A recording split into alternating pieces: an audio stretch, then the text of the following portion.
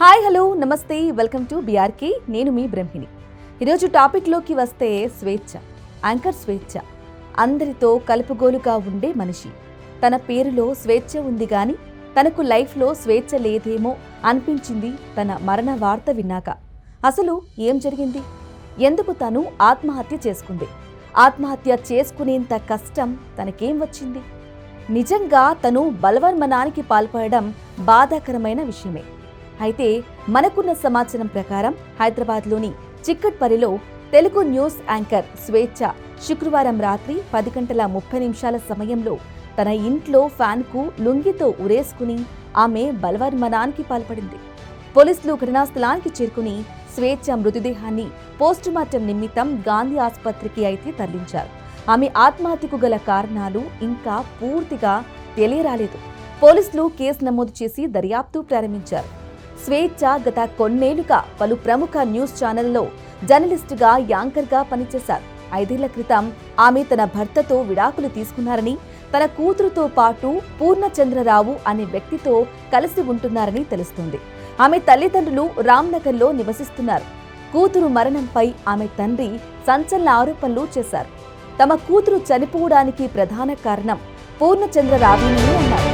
భర్తతో విడిపోయాక తన కూతురు అతనితో కలిసి ఉంటోందని తెలిపారు. వారిద్దరి మధ్య కొన్నాళ్లుగా గొడవలు జరుగుతూనే ఉన్నాయని పేర్కొన్నారు.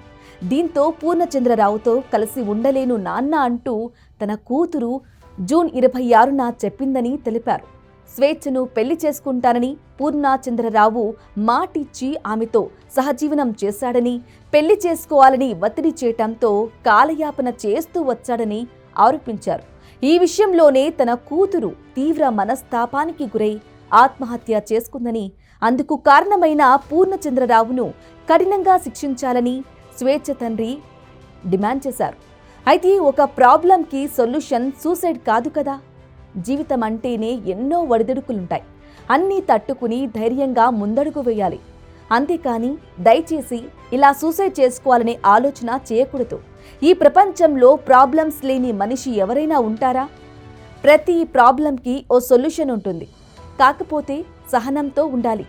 ఫైనల్గా నేను చెప్పేదేంటంటే, ప్రాణం చాలా విలువైనది. దాన్ని బలవంతంగా తీసుకోకండి.